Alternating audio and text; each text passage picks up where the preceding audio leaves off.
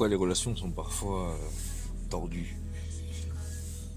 On cherche souvent à comparer. Alors quel est le processus de comparaison chez l'humain?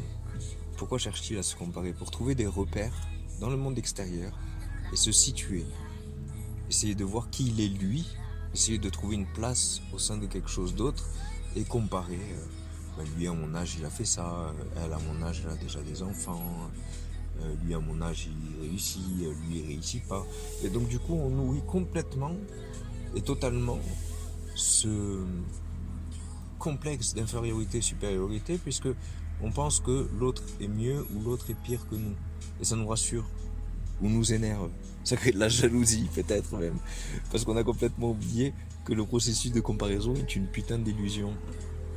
On est chacun unique. On a chacun eu un parcours complètement différent. On a chacun des qualités, des défauts. On a chacun des joies et des souffrances.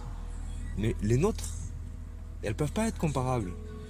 Même si on a des expériences similaires, même si on peut trouver des correspondances, le but même de l'individualité, donc de l'expérience de la séparation entre guillemets, c'est d'exprimer notre libre arbitre et faire des choix qui sont en accord avec nous-mêmes, qui nous représentent quelque part.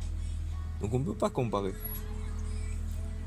Si lui il a une grosse voiture et que moi j'ai une grosse maison, je le vois, il a une grosse voiture, je me dis ah quand même, lui il me voit avec ma maison, il habite dans un appartement. Mais qu'est-ce qu'on en a à foutre? Vu que chacun est comme il est.